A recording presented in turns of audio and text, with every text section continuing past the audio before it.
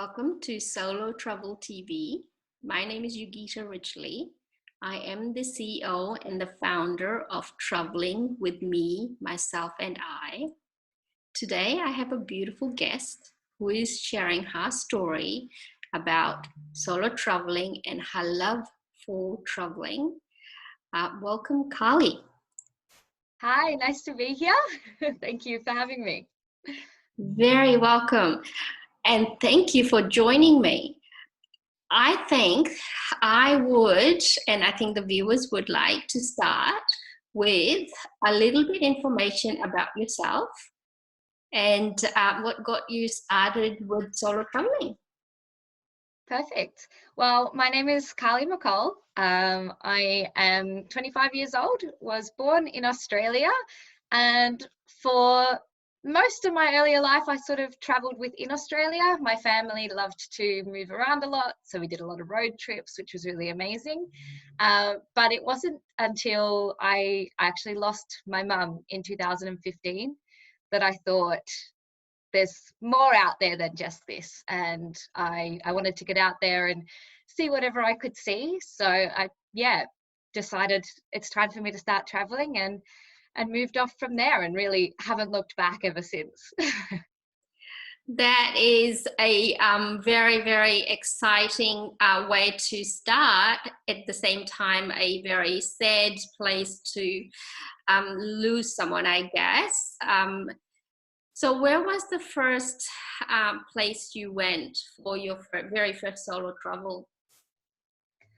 So after everything sort of happened here and I decided I was going to go, I decided I wasn't going to do anything by halves and I was going to dive straight on in there. So I actually booked a ticket to India as my first solo travel experience, which was nerve-wracking. You know, you read a lot of things about it being unsafe for women, particularly solo travelers and all of this. And I thought, oh, you read that things are unsafe anywhere you go, and to really find out, you have to go and you have to experience it yourself. And so that's what I did. It was a country that had always interested me, one that I'd always wanted to visit. I had been with a partner previously who said he didn't want to go, he was not interested, and that had absolutely broken my heart.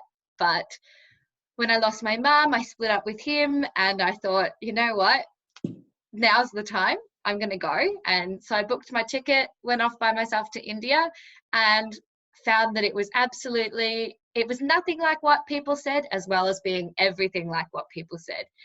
It was as rich and full of life and culture and amazing people as I had ever been told. And I felt safe the whole time. I never felt like I was in danger or like anybody was sort of, out to get me or anything. I really was so pleased with the whole experience. I loved it. It was the best start to solo traveling for me. That's an amazing story. I have to admit, I, meet quite a lot of people on a daily basis who, want to go traveling, but India is never the very first one on their list. So that is a bravery on its own. Now, what parts of India did you go to, or did you do all of India? How long did you spend? So at the beginning, so I've been to India now twice. Enough. At the beginning, I did just the northern parts of India. So I guess really more of your touristy routes. For a first-time solo traveler, I guess that was something to be expected, and something I do recommend as well. You know, sometimes the touristy areas are just full of lots of people and they're not great, but other times there's a reason that they are touristy, because they're fantastic and they're brilliant places to see. Yeah. So I flew into New Delhi. And I basically made my way all the way across. So I went through and I saw Jaipur, which was amazing. And I saw the Taj Mahal in Agra. I went to a couple of little villages, which was probably the best experience in India. I went to a little village called Tordigat, which was recommended to me by someone, which there's no sort of hotels. Actually I stayed in a palace there, which is really nice. It's almost like a not quite an Airbnb, but it's a big, an old palace. Used to have the royal family there, and now they sort of rent out rooms. But that's about the only place you can stay, and it's just outside of Tordigat. The village itself is, yeah, it's definitely not made for tourists, but it's made for people who are really interested and want to actually immerse in that culture. So I got to meet real, locals and people living the real life there, not what you see in the places where the tourism money is flooding in. So that was really, it was an eye-opener, a really interesting experience. And then I kept making my way over through towards Varanasi on the other side, and saw the Ganges, which was amazing. And then from there, I made my way up into Nepal. So that was my first experience. And it really was life-changing. Like it revolutionized the way I saw travel, the way I saw the world, the way I saw the people in it, and the experiences that we can have.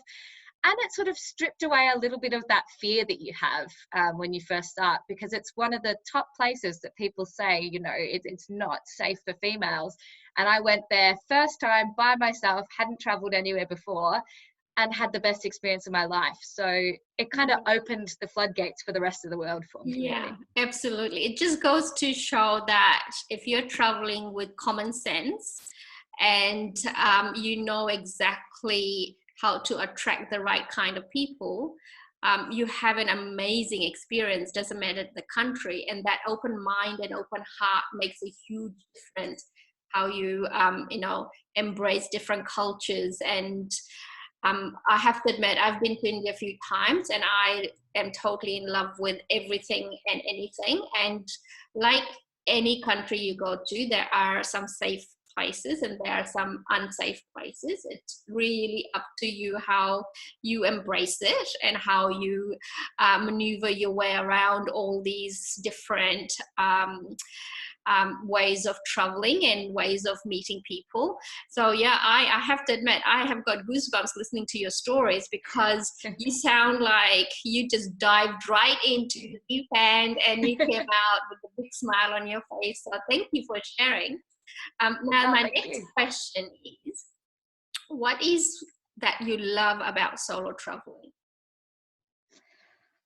What is it that I love about solo traveling? I love the freedom of solo traveling. So I think one of the most important things in my life for myself is my freedom. It's something that I value really, really highly. And I love that when I'm traveling by myself, I'm not on anybody else's time schedule.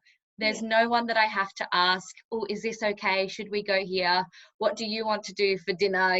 It's all completely on my choices and on my time. So I get to make those decisions, and it gives you an incredible sort of feeling that I can't really compare to much else, when you're completely at your own whim. And you can be traveling around, and if you get to a city and you don't really like it, you can leave the next day. Or if you get to a city and you fall in love with it, you can stay for as long as your visa will allow you to stay.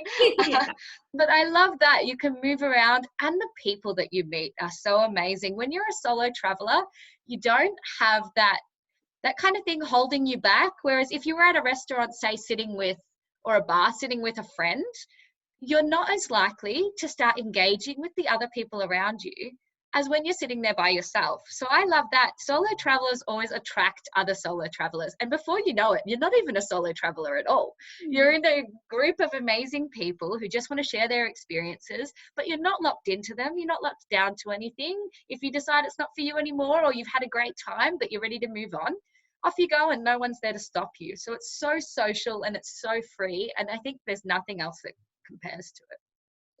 Oh, I love that answer. I have to say, this freedom in solo traveling is just the best. You can't get that freedom anywhere, it doesn't matter what.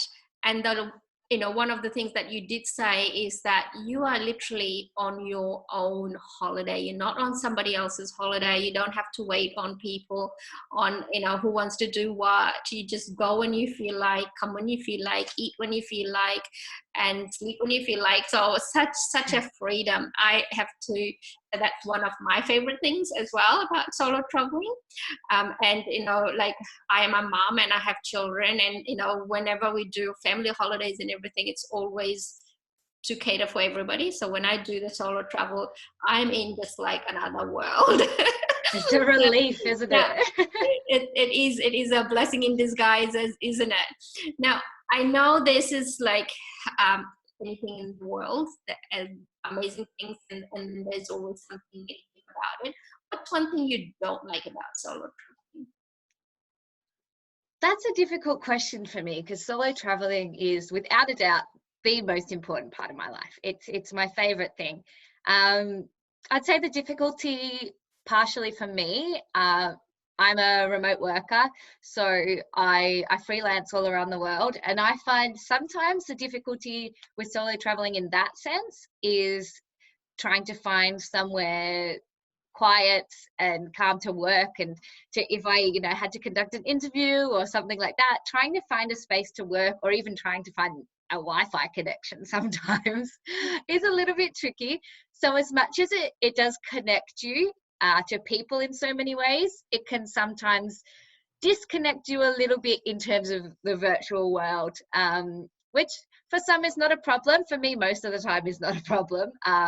But when it comes to working, sometimes it can be a little bit tricky. I've heard a lot of people say that it can be a bit lonely, solo traveling, which is not something that I've ever found. I find you can always find people, always find someone to have a chat, but that is dependent on seasons as well. So the only other thing I'd say is that when you're traveling in really low seasons, which sometimes can be amazing because there's less people, can also not be great because there's so much less people. If you're sitting in a hostel and it's just you and no one else, it can be a little bit less exciting than when there's loads of people to sort of communicate with. So yeah, I guess it all just comes down to the places you are, the times that you're there, but there are always ways around these negatives of solo travel. There's definitely always an out and some reason that you can make it work. Yeah, absolutely. I have to admit, one of the fun things about solo traveling is being alone.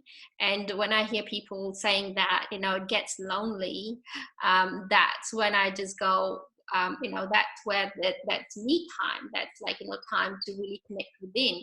So what I hear from you is like you really loving that me time, and that amazing company of yours you really love enjoying. So and that's exactly what I'm kind of like on a mission on, how to teach people to enjoy their own company. So thank you for sharing Absolutely. that.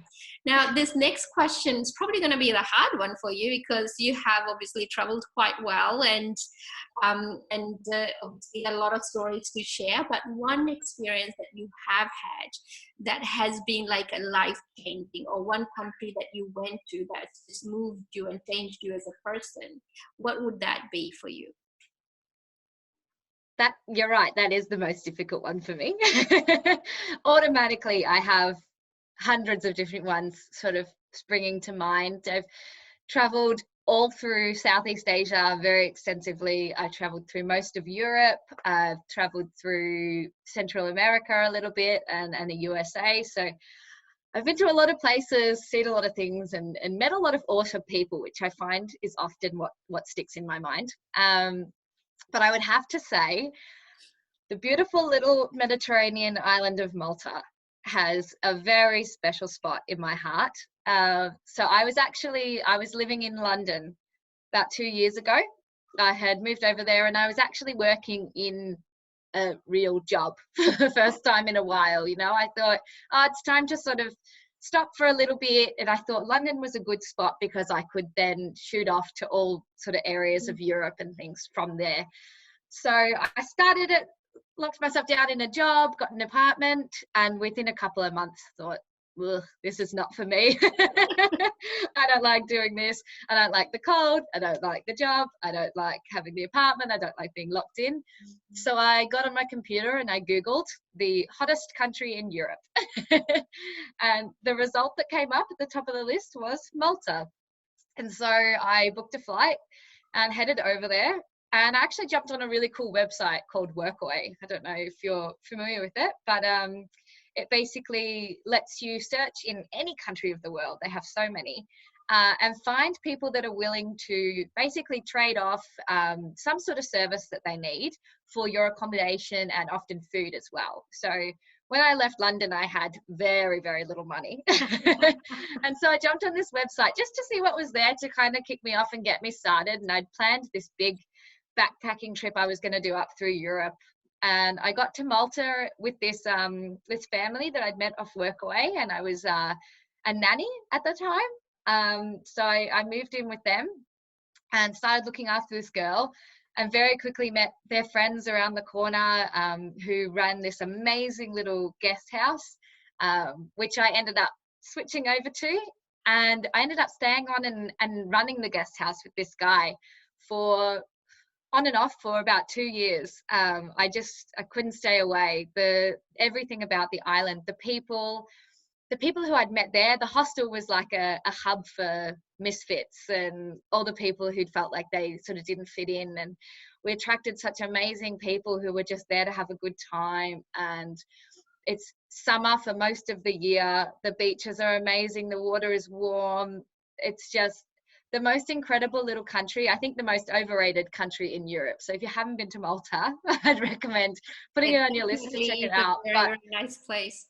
Yeah, it captured my heart straight away and really sucked me in like no other place actually ever has. I'm always moving around really quickly and, finding new countries and jumping about. But Malta really, it captured something for me, and it's, I think, always going to have a little piece of my heart. So I find myself back there quite often.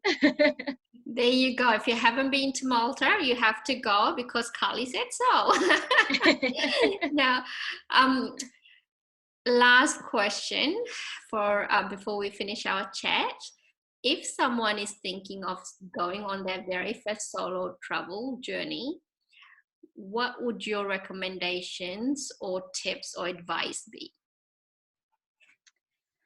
Starting out, I think it's really important to just don't be fearless. That's the wrong thing to say. Be brave, because our fear is there for a very real reason, and it's there to protect us. And starting solo traveling can be really, really scary. And I know that because everybody, we've all started somewhere. And before I jumped on that flight to India, I was terrified. I didn't know what was going to meet me on the other side. But fearless is definitely not the right word, because you need to have that fear. That fear is what gives you, like you said earlier, common sense, and what lets you know where you should and shouldn't be, what you should and shouldn't be doing. But you shouldn't always listen to that fear, because sometimes it doesn't know where to stop, and it can create boundaries for you that can be really impossible to cross if you keep letting them build up. So I think the best advice is to be brave through your fear and to see for yourself. Don't listen to the things that you hear online, what the media is saying, all of these travel warnings that are terrifying. Use your own common sense and make your own decisions based on that. If you don't feel comfortable, honestly, within yourself going somewhere, then don't go there. But if you're only feeling that because of what's been pushed at you from all of these outside sources, try and dig a little deeper and work out what your own feelings really are, and just be brave through some of that, because I promise what's on the other side is a million times better than what you could ever have imagined. Yeah, absolutely. That's an amazing advice. Just know your limitations and know yourself, what you're capable of and what you're not capable of, and always take that attempt to hop out of your comfort zone. Feel the fear and do it anyway, obviously with calculated facts and figures, and don't talk yourself into doing dangerous stuff, and don't talk yourself out of doing amazing medical stuff. So exactly. Thank you so much for sharing your story, Carly, and I really look forward to hearing a lot more of your journey on your solo travel and your inspirationals and your solo advice in years to come. I'm sure there will be a lot more, and we will share this video on YouTube, and subscribe for updates and follow our journey. Thank you so much for watching. Bye. Great, for now.